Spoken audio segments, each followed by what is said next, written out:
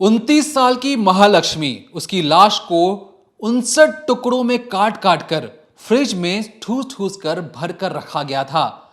जब मां फ्रिज खोलती है, उनकी चीख निकल जाती है। उन्हें लगता है कि उनकी बेटी का कत्ल किसने किया होगा। मौका वारदात पर पुलिस पहुंचती है। पुलिस भी डबल मास्क लगाकर कमरे के अंदर दाखिल होती है, क्योंकि पहली बार जब वो अंदर जाते हैं तो वो भी डर जाते हैं, सहम जाते हैं, बदबू बर्दाश्त नहीं होती है।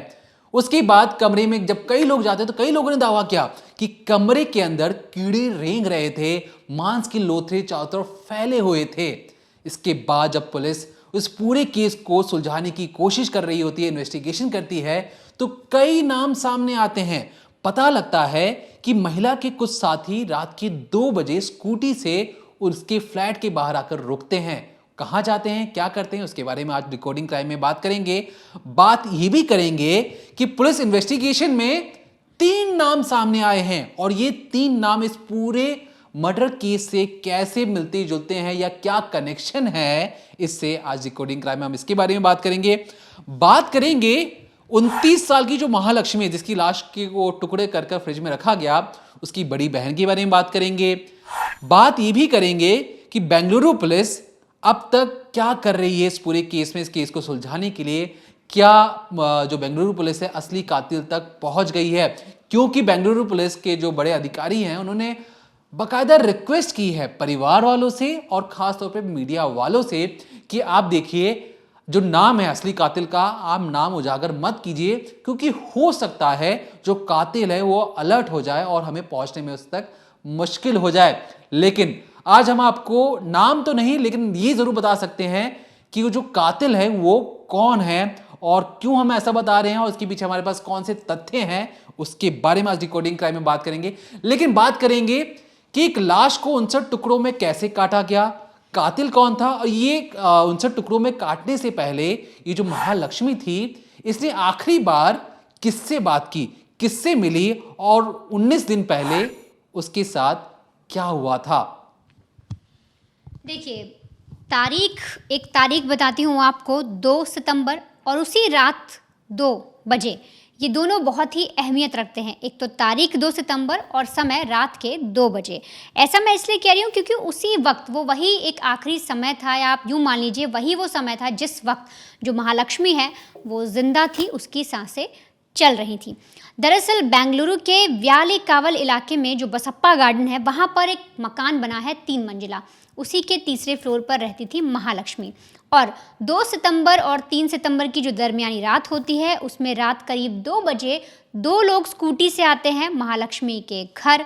सीधे स्कूटी नीचे पार्क करते हैं, ऊपर जाते हैं, तीसरी मंजिल पर दरवाज़ा नॉक करते हैं और अंदर चले जाते हैं वो महालक्ष्मी के घर के अंदर। अब इसके बाद वो जो 2 लोग हैं वो वापस भी आते हैं, दरवाज़ा भी बंद होता है, जो घर है वो लॉक भी होता है। कौन लॉक करता है ये नहीं पता, लेकिन इसके बाद सीधे 19 दिन बाद, यूँ आप समझिए 18-19 दिन के बाद वो कमरा फिर से खुलता है, उस घर का दरवाज़ा खुलता है, लेकिन उस बीच किसी ने कोशिश नहीं की कि उस दरवाजे को खोला जाए। तो आखिर उस रोज़, उस रात, उस कमरे के अंदर क्या हुआ था, वो 2 लोग कौन थे जो बड़े आराम से स्कूटी उस इलाके में आते हैं, स्कूटी खड़ी करते हैं, ऊपर जाते हैं और महालक्ष्मी उनके लिए दरवाज़ा भी खोलती है। इससे ये पता लग रहा है कि वो जो भी 2 लोग थे जो अंदर गए और जिनका पुलिस जिक्र कर रही है, जिनकी सीसीटीवी तस्वीरें सामने आई हैं, वो पहले से महालक्ष्मी को जानते हैं। क्योंकि अगर महालक्ष्मी उन्हें नहीं जानती तो इतनी रात को दरवाज़ा उन लोगों के लिए नहीं खोला जाता, और अगर वो दरवाज़ा नहीं खोलती तो आज वो जिंदा होती। 20 सितंबर को शुक्रवार का दिन था। जो घर था, तीसरी मंजिल पर जो कमरा बना था, उसमें से कुछ बदबू आ रही थी और वहाँ पर रहने वाले जीवन प्रकाश है, उनको कई दिन से इस तरीके की बदबू आ रही थी, लेकिन 20 तारीख को जो स्मेल थी वो कुछ ज़्यादा ही बढ़ गई। अब उन्होंने सोचा कि आखिर ये स्मेल आ कहाँ से रही है, और इसी सिलसिले में वो तीसरी मंजिल की तरफ जाते हैं। अब जैसे ही वो कमरे की तरफ बढ़ते हैं तो जो बदबू है वो और तेज़ आने लगती है, इतनी ज़्यादा हो जाती है कि वो वहाँ पर खड़े नहीं रह पाते। अब ऐसे में उन्हें लगता है कि अंदर इस घर में तो 29 साल की महालक्ष्मी रहती थी, एक बार मैं उसको पुकार कर देखता हूँ। नॉक करते हैं, दरवाज़ा खोलते हैं तो देखते हैं कि जो दरवाज़ा है वो बाहर से लॉक है। अब आप ये समझिए, जो 2 लोगों की मैंने बात की, जो 2 रात को आते हैं, यानी वो बाहर से दरवाज़ा लॉक करके चले जाते हैं और इसके बाद उस कमरे को कोई नहीं खोलता। अब इधर जो जीवन राम है, जब वो नॉक कर रहे होते लगातार महालक्ष्मी महालक्ष्मी पुकार रहे होते हैं, अंदर से कोई रिप्लाई नहीं आता, तो उन्हें कुछ अनहोनी की आशंका होती है। अब ऐसे में उनके पास आप ये समझिए गनीमत रही कि वो जो लड़की थी महालक्ष्मी, उसकी फैमिली का नंबर था, और ऐसे में वो महालक्ष्मी की बड़ी बहन को कॉल करते हैं और बताते हैं कि देखो इस कमरे में तुम्हारी बहन रहती है और ऐसी ऐसी बात है, अभी तक कोई इन्फो में नहीं आ रही, मैं उसको कोशिश कर रहा हूँ बात करने की, पर कोई जवाब नहीं आ रहा और अंदर से स्मेल बहुत गंदी आ रही है, मुझे लग रहा है शायद कोई घटना घट गई है।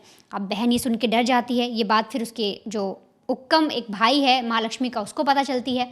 जो बड़ी बहन है लक्ष्मी जिनका नाम है, वो माँ को फ़ोन करती हैं, माँ को बताती हैं, और इसके बाद करीब रात को जो पूरा परिवार है वो महालक्ष्मी के घर पहुँचता है और दरवाजे के बाहर खटखटाया जाता है, बहुत देर तक नॉक किया जाता है, लेकिन फिर से कोई रिप्लाई नहीं आता।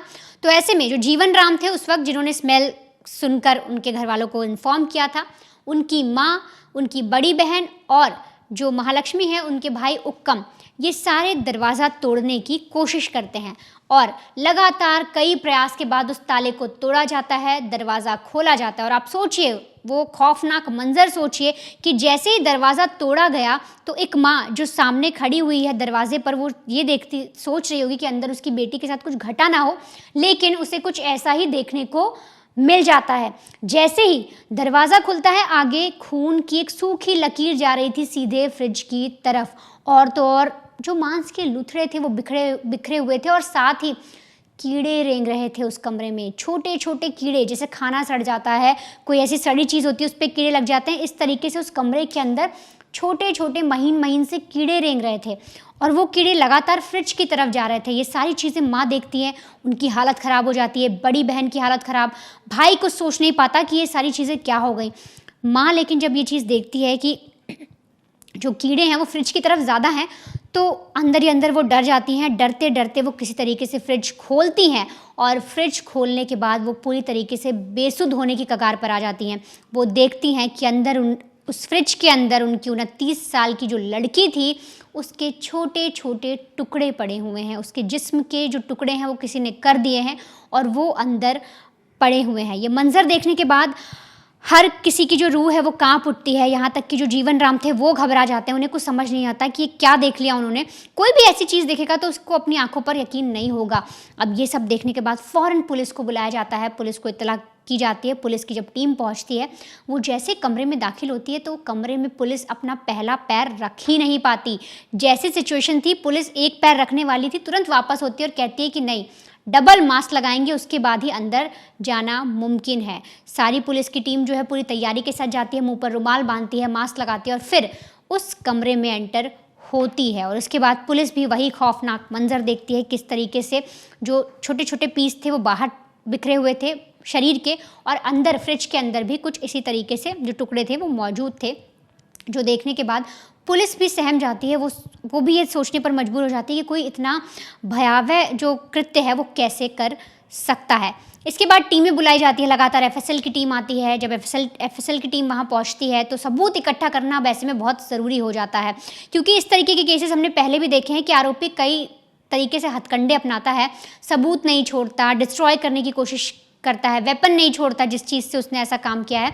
तो ऐसे में पुलिस के लिए बहुत ज़रूरी था कि जितने सबूत वहाँ मिले, जो भी खून के छींटे हों, मांस के लुथड़े हों, जो भी चीज़ें थी फ्रिज के अंदर भी, वो सारी पुलिस जल्दी से जल्दी कलेक्ट करे, और एफएसएल की टीम भी वहाँ पर आती है। लेकिन अब आप ये देखिए कि जो मर्डर किया गया वो इतनी बुरी तरीके से किया गया था कि जो टुकड़े थे इतने ज़्यादा हो गए थे, 59 बताए जा रहे हैं, क्योंकि जब पोस्टमार्टम रिपोर्ट आई लड़की की तो उसमें कहा जा रहा है कि 59 टुकड़े, पहले 30 और 40 का अनुमान लगाया जा रहा था।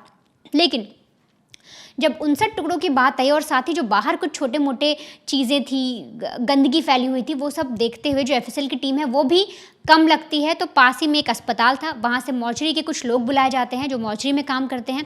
वो लोग आकर एफएसएल की टीम की मदद करते हैं, और फिर उसी मदद से वो सारे जो सबूत हैं, वो जो चीज़ें हैं, जहाँ वो उस वक्त जो घटनास्थल पर मौजूद थी चीज़ें, वो सारी उठाई जाती हैं, उनको एक जगह रखा जाता है, फिर सीधे लैब ले जाया जाता है। जो फ्रिज था 165 लीटर का फ्रिज, उसके अंदर एक 29 साल की लड़की, जिसका वज़न आप मान लीजिए कि 55 किलो का उसका वज़न लगा लीजिए, 52-55 किलो उसका वज़न होगा, हाइट भी उसकी ठीक ठाक थी, उस लड़की को काट के उस फ्रिज में 165 लीटर का जो फ्रिज था उसमें भर दिया जाता है। और फ्रिज बंद था, तभी जो बदबू है वो लगातार 1 दिन रुकी, 2 दिन रुकी, 3 दिन रुकी, लेकिन उसके बाद भयानक बदबू हर तरफ फैलने लग गई। अब ऐसे में जब इस तरीके का पूरा मंजर देखा गया, सारी चीज़ें सामने आई, तो पुलिस ने इन्वेस्टिगेशन भी शुरू की, कई तरीके के नाम भी सामने आए, लेकिन यहाँ पर एक छोटा सा पेच फंसा। छोटा कहिए या आप इसको एक बड़ा क्लू भी समझ सकते हैं, क्योंकि देखिए जो उक्कम हैं, जो महालक्ष्मी के भाई हैं, वो उन्होंने दैनिक भास्कर को एक इंटरव्यू भी दिया है, साथ ही कई चैनल्स पे उन्होंने इंटरव्यू दिया है। तो जब हमने उनकी चीज़ें सुनी, उनसे समझने की कोशिश की, तो उन्होंने ये भी कहा कि जो हम जब उस अंदर गए, जब हम लोग अंदर जाते हैं तो हमने देखा खून के छींटे थे, लेकिन एफएसएल ने कुछ और चीज़ें ले ली। एफएसएल ने जो सबूत इकट्ठा किए उनमें कुछ और चीज़ें हैं। अब वो कैसे कॉन्ट्रडिक्ट कर रही हैं, क्या ऐसी चीज़ें हैं जो एफएसएल को वहाँ पर नहीं मिली, जो माँ ने देखी, जो भाई ने देखा, जो बहन ने देखा, और तो और जो जीवन राम थे जिनकी बात की गई, जो सबसे पहले इस चीज़ के बारे में जिन्होंने इन्फॉर्म किया फैमिली को, उन्होंने देखा वो एफएसएल के जाते जाते पलट कैसे गई, क्या वो चीज़ थी, और साथ ही साथ आखिर क्यों 3 पुरुषों के बीच में पूरी मिस्ट्री घूमी हुई है। कई नाम सामने आए, जो उनके हस्बैंड थे महालक्ष्मी के, उन्होंने भी आकर बताया कि मेरी पत्नी का कातिल कोई और नहीं, अशरफ है। अशरफ का एक नाम आया था सामने, लेकिन पुलिस ने अशरफ को भी क्लीन चिट दे दी। पुलिस ने कहा कि वो भी कातिल नहीं है। तो आखिर असली कातिल है कौन? और उसके अलावा एक सबसे इम्पॉर्टेंट चीज़ कि एफएसएल ने ऐसा कौन सा सबूत छोड़ दिया जिसका जिक्र अब महालक्ष्मी का भाई उक्कम कर रहा है। देखिए, जो जिस तरीके से वनिता ने बताया कि जो माँ थी वो कमरे के अंदर दाखिल होती है, भयंकर बदबू आ रही थी, फिर भी वो हिम्मत बांधकर आगे बढ़ती हुई जाती है। अब सिनेरियो सोचिए कि क्राइम सीन ऐसा है कि पुलिस वाले भी अंदर जाने से हिचकिचा रहे थे क्योंकि बदबू बहुत ज़्यादा थी। डबल मास्क लगा के अंदर जाते हैं। वहीं पर जो माँ थी, माँ जब पहली बार इतनी बदबू आने के बावजूद वो जाके फ्रिज खोल देती, फ्रिज के सामने खड़ी होती है, उस माँ को कितना ज़्यादा धक्का लगा होगा, कितना ज़्यादा दुख पहुँचा होगा। ये अपने आप में रोंगटे खड़े करने वाली चीज़ें हैं। अब जिस तरीके से वनिता ने आपको बताया कि फॉरेंसिक की जो टीम आई, उन्होंने क्या चीज़ देखी और उन्होंने अपने फाइंडिंग्स में क्या बताया। देखिए, जो फॉरेंसिक की जो टीम है, उन्होंने कहा कि एक मैं आपको केमिकल का नाम बताता हूँ, ल्यूमिनॉल नाम का एक केमिकल है। उस केमिकल के ज़रिए पूरे फर्श को साफ कर दिया गया और जो खून की जो छींटे थे या जो धब्बे थे वो कहीं नहीं मिले हैं। इसलिए मुश्किल हो रहा है पता लगा पाना कि ये कातिल कौन है। अब याद रखिए, जो परिवार ने क्या कहा था, परिवार ने कहा कि हम जब कमरे में गए तो मांस के लोथरे थे, खून की एक सीधी लकीर फ्रिज तक जा रही थी, इसलिए हम सबसे पहले फ्रिज तक गए। अब जब फॉरेंसिक टीम आती है वो एक अलग ही कहानी बताती है। वो कहते हैं कि अरे फर्श तो बिल्कुल साफ सुथरा था, हमने समझ गए थे कि किसी केमिकल से मिटाया गया था और कातिल बहुत ज़्यादा होशियार है, इसलिए उसने फर्श को बिल्कुल साफ सुथरा रखा है। अब ये अपने आप में कॉन्ट्रडिक्ट करती हैं, लेकिन फॉरेंसिक की टीम ने एक और बहुत अच्छी चीज़ बताई। फॉरेंसिक की टीम ने बताया कि कोई भी फोर्सेबल एंट्री नहीं थी उस कमरे के अंदर, मतलब जो भी कातिल था वो जानने वाला था महालक्ष्मी का। अब महालक्ष्मी की बात इसलिए अहम हो जाती है क्योंकि जब हम इस पूरे सिनेरियो में 19 दिन तक एक बेटी से बातचीत नहीं होती है, उसकी लाश को फ्रिज में रखा जाता है, तो यहाँ पर जो सबसे बड़ा जो सवाल जो उठता है वो उठता है परिवार वालों से। ऐसा कौन सा मसला था, ऐसा कौन सा झगड़ा था कि 19 दिन तक एक माँ अपनी बेटी से बातचीत ही नहीं करती है, हालचाल तक जानने की कोशिश नहीं करती है, और एक तीसरा शख्स जो कि खुद मकान मालिक है, जो मकान मालिक फ़ोन कैसे करता है, जब इसके बारे में पता लगाने की कोशिश कर रही थी मकान मालिक ने फ़ोन कैसे किया, उसकी माता जी तक या उसकी बहन तक पहुँचे कैसे, तो पता लगा कि मकान मालिक के पास जो रेंट एग्रीमेंट था उसमें जो इमरजेंसी नंबर था, उस इमरजेंसी नंबर में जो महालक्ष्मी उसने अपनी माँ और अपनी बड़ी बहन का नंबर दिया हुआ था। लेकिन वहाँ पर भी एक पेच फंसा। वहाँ पर हमें नाम कुछ अलग नजर आया। हमें पता लगा कि जो महालक्ष्मी का जो परिवार है उसमें उसकी 2 जुड़वा बहनें हैं और एक भाई है उपमम, जिस तरीके से वनिता ने बताया। जो महालक्ष्मी की जो बड़ी बहन है उनका नाम है लक्ष्मी, जो माता पिता ने रखा है। लेकिन जो रेंट एग्रीमेंट में जो नाम और नंबर बताया गया था, जो उस वक्त ट्रू कॉलर पर जो मकान मालिक को नंबर दिखा, उस पर मैं आपको बता दूं तो पता लगा कि जो महालक्ष्मी की बड़ी बहन है, यानी जो लक्ष्मी हैं, जो जुड़वा बहनें थी, उन्होंने किसी मुस्लिम शख्स से शादी की थी और शादी के बाद उन्होंने अपना नाम रखा था शाहिदा बुसूरा। ये नाम रख लिया था, नाम चेंज, लक्ष्मी से नाम चेंज करके उन्होंने अपना नाम ये रख लिया था और इसलिए ये नाम हर किसी की जुबान पे आ गया था और लोग पूछ रहे थे कि महालक्ष्मी की बहन ये कैसे हो सकती है। तो हम आपको ये बता दे रहे हैं कि उन्होंने जो शादी की, शादी के बाद उन्होंने अपना नाम बदल दिया। अब महालक्ष्मी की थोड़ी सी कुंडली आपको ये भी बता दें कि देखिए, जो महालक्ष्मी की जो फैमिली हो 30-35 साल पहले उनके एक नेपाल में जन्म होता है, जो उनका परिवार था। 30-35 साल पहले के बाद वो बेंगलुरु आता है, यहीं पे सेटलमेंट हो जाता है। अब ये सारी चीज़ें परिवार की हमने जब कुंडली खंगाली तो हमें समझ में आया कि ठीक है, एक नेपाल से परिवार आया है यहाँ पे काम के सिलसिले में, लेकिन काम के सिलसिले में बड़ी बहन किसी और से शादी करती है और जो महालक्ष्मी है वो हेमंत दास एक शख्स से शादी करती है जो एक मोबाइल फ़ोन रिपेयरिंग में काम करता है।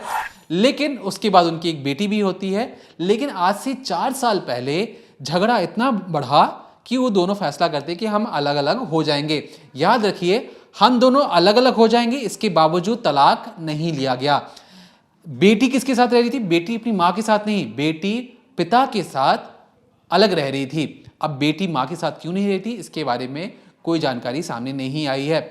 लेकिन ऑन कैमरा जो पति है, जो एक्स हस्बैंड है, कोई अभी तक तलाक लिया नहीं तो हम उसे हस्बैंड ही कहेंगे, तो उन्होंने ऑन कैमरा आके बहुत अजीब चीज़ें कही, बहुत ऐसी चीज़ें बताई जो पुलिस इन्वेस्टिगेशन में पुलिस ने उसको संज्ञान भी लिया। उन्होंने ये कहा कि एक अशरफ नाम का शख्स है, जब हमारी शादी हो गई थी और अशरफ एक हेयर सैलून में हेयर ड्रेसर के तौर पे काम करता है, उससे मेरी बीवी के रिश्ते थे और जिसके बाद मुझे इससे दिक्कत होने लगी और हमारा आपस में रोज झगड़ा बढ़ने लगा और मैंने फैसला किया कि मैं अपनी बेटी को लेकर अलग रहने लग जाऊंगा। तो अशरफ पहली बार एक सीन में आता है कि अच्छा, एक ऐसा शख्स भी है जो शायद हो सकता है कि शादी अलग होने के बाद इसके साथ वो रहती हो। अशरफ को पुलिस कस्टडी में लेती है, क्या करती है उसके बारे में बताएंगे। लेकिन बताएंगे, अब देखिए, एक शक तो आ गया अशरफ, बाकी जिस तरीके से हमने शुरू में कहा था कि 3 लोग और हैं। तो जो उपमम है वो पहले मीडिया को इंटरव्यू देने से हिचकिचा रहा था, लेकिन जब मीडिया वाले पूछते कि ठीक है आप थोड़ा बहुत जितना हो सके उतना बता दीजिए, वो कुछ नाम बताता है। और नाम हम तो नाम नहीं लेंगे, लेकिन ये बता देंगे कि उसने कहा क्या। उसने ये कहा कि देखिए, जो मेरी बहन है वहाँ पर उसकी जो 3 साथी हैं, उन 3 साथियों में से ज़्यादातर उसके ऑफिस कलीग हैं। उन्होंने नाम लिया कि उसका मैनेजर, उसका ऑफिस कलीग और एक दोस्त। इन तीनों पर अशरफ के अलावा भाई को शक था। याद रखिए, मैं फिर से बताता रहा हूँ, मैनेजर, ऑफिस कलीग और एक दोस्त, इन तीनों पर शक था कि शायद हो सकता है इन्होंने हत्या करवाई हो महालक्ष्मी की। अब पुलिस के सामने 4 नाम, अशरफ जिसकी वजह से हस्बैंड वाइफ में झगड़ा हुआ था, भाई ने 3 नाम बताए हैं जो ऑफिस की हो सकते हैं और ऑफिस के कुछ दोस्त हो सकते हैं, और रात के 2 बजे के करीब स्कूटी पे 2 लोग कौन आए। तो लगभग कितने हो गए? 4, 5, 6 लोग हो गए। अब इन 6 लोगों से पूछताछ शुरू होती है, एक एक कर पूछताछ शुरू होती है। तो जो मैनेजर था, जो दोस्त था, जो ऑफिस कलीग था, उन्हें क्लीन चिट मिल जाती है। उन्हें ऐसा कोई भी शक नहीं हुआ कि मौका वारदात वाली रोज वो कहाँ थे। जब पुलिस खंगालती है तो पता लगता है कि ये 3 शायद नहीं हो सकते हैं। अभी भी क्लीन चिट दिया, लेकिन पुलिस को शक है कि हो सकता है कहीं ना कहीं कोई कनेक्शन हो। अशरफ को फिर कस्टडी में लेके जब पूछताछ की जाती है, उसका फ़ोन लोकेशन, उसकी ट्रेसिंग की जाती है, उसने जो जो चीज़ें बताई गई थी वो बहुत सारे तथ्य सामने लगता है। पता लगता है कि अशरफ भी इस पूरे प्रकरण से बाहर हो गया है। अब जिस तरीके से जो तमाम जो शुरुआत में खबरें आई कि हो सकता है अशरफ ने मारा हो, तो आपको बता दें कि अशरफ इस पूरे सीन से बाहर हो चुका है। लेकिन हम आपको कुछ चीज़ें ये ज़रूर बताएंगे कि जो हस्बैंड है, हस्बैंड यही नहीं रुकता, वो कुछ दिनों बाद फिर से आके इंटरव्यू देता है और कहता है कि देखिए, जिस तरीके से जो बेंगलुरु पुलिस है वो उड़ीसा जा रही है, उड़ीसा के रास्ते बंगाल पहुंच गई है और बंगाल में तलाश रही है कि कातिल कौन है। और जिस तरीके से बेंगलुरु पुलिस ने मीडिया कर्मियों से और तमाम, जैसे उक्कम में जो भाई है उससे भी पुलिस ने कहा कि देखिए, हो सकता है हमारे पास कातिल का नाम, पता, मोटिव सब कुछ है, बस हमें टाइम दे दीजिए, जिस वक्त हम उस कातिल को अरेस्ट करेंगे आपके सामने पूरा केस समझा देंगे। लेकिन पति से शायद ये बात बताना भूल गई थी पुलिस। तो पति ऑन कैमरा कहता है कि अशरफ के छोटे भाई से संबंध थे महालक्ष्मी के, और महालक्ष्मी कांटेक्ट में कैसे आई अशरफ के छोटे भाई की, तो अशरफ के जरिए ही छोटे भाई की कांटेक्ट में आई। अब अशरफ जो है वो फरार चल रहा है। तो एज पर जो महालक्ष्मी के हस्बैंड है, उन्होंने कहा है कि अशरफ के छोटे भाई को बेंगलुरु पुलिस ढूंढने की कोशिश कर रही है। लेकिन अभी भी पुख्ता तौर पर तो नहीं कहा जा सकता, क्योंकि जो बेंगलुरु पुलिस का मानना है कि हो सकता है कातिल, क्योंकि मुंबई के रहने वाले हैं, born and bought up Orissa और बंगाल की जगह से हैं, लेकिन अभी भी बंगाल में कहीं छुपा हुआ है। लेकिन बेंगलुरु पुलिस के कई सूत्रों ने बताया कि जो असली कातिल है वो बेंगलुरु में है, बस हम उसे ट्रेस कर कर कभी भी पकड़ सकते हैं, और एक बार हमें उसे पकड़ लें तब जाकर पूरा मामला आपको बताएंगे कि असली मोटिव क्या था। लेकिन जिस तरीके से जो पति अशरफ के बाद उसके छोटे भाई पर इल्ज़ाम लगा रहा है और अशरफ का छोटा भाई नहीं मिल रहा है, ये अपने आप में कहीं ना कहीं जो शक की सुई है वो अशरफ के छोटे भाई की तरफ घुमा रही हैं। लेकिन चलते चलते जिस पर जो भी नए अपडेट्स आएंगे आप तक जरूर पहुंचाते रहेंगे। लेकिन आप सबसे एक दरख्वास्त है कि एक रिक्वेस्ट है मेरी, देखिए जो परिवार के जो लोग होते हैं, चाहे आपके दूर के रिश्तेदार हों, पास के रिश्तेदार हों, ऐसा कभी ना हो कि आप अपने परिवार वालों से उनका हालचाल लेना भूल जाएं। आप एक दिन बाद बात नहीं कर सकते, 5 दिन बाद बात कर लीजिए, हफ्ते में एक बार बात कर लीजिए, हंस लीजिए, प्रणाम कर लीजिए, नमस्कार कर लीजिए, पूछ लीजिए कि आप कैसे हैं, क्या कर रहे हैं। यहाँ पर जो सबसे अचंभित करने वाली बात जो हमें लगी कि एक माँ जिसकी कोख से बेटी जन्मी है, उस माँ ने 19 दिनों तक अपनी बच्ची से बात क्यों नहीं की। ये 19 दिन तक तो उस फ्रिज के अंदर उसकी लाश को काट कर रखा गया था, क्या उसके पहले से भी बातचीत नहीं हो रही थी। गुस्सा जायज़ है, आप किसी से आप साझा नहीं हो सकते किसी एक बात को लेकर, लेकिन ज़रूरत यह है कि ठीक है तुमने खाना खाया, तुमने खाना नहीं खाया, क्या कर रहे हो, आज कैसा दिन था, उसके बाद बस इतना हालचाल लेकर आप फ़ोन रख दीजिए।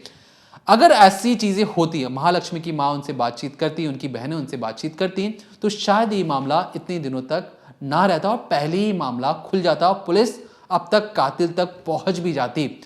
बस चाहिए था कि बस आप हालचाल पूछें। और यहाँ पर जब कोई ईगो आता है किसी परिवार के बीच में, तो जब आप बातचीत बंद करना शुरू कर देते हैं, जिस तरीके से हमने श्रद्धा केस में भी देखा, वहाँ पर भी परिवार वालों ने अपनी बच्ची से बातचीत करना बंद कर दिया था उनका। और ऐसा अक्सर जो परिवार में देखा जाता है, उन्हें लगता है कि बच्चा गलत डिसीजन ले चुका है तो हमें उससे बात नहीं करनी चाहिए। तो ये कहीं ना कहीं हर कोई जिम्मेवार है इस चीज़ के पीछे। हमें चाहिए कि बस हम हफ्ते में 4 दिन बाद, 5 दिन बाद बस हालचाल पूछ लें। हालचाल पूछिए, खुशी से सब रहेंगे, सबके चेहरे पर मुस्कुराहट रहेगी, और हो सकता है इस केस में महालक्ष्मी के कातिल तक पुलिस बहुत जल्दी भी पहुंच जाती। महज एक फ़ोन कॉल की दूर की बात थी। तो फिलहाल के लिए इस केस में जो भी नए अपडेट्स आएंगे हम आपको क्राइम तक पर पहुंचाते रहेंगे। तब तक देखते रहिए क्राइम तक।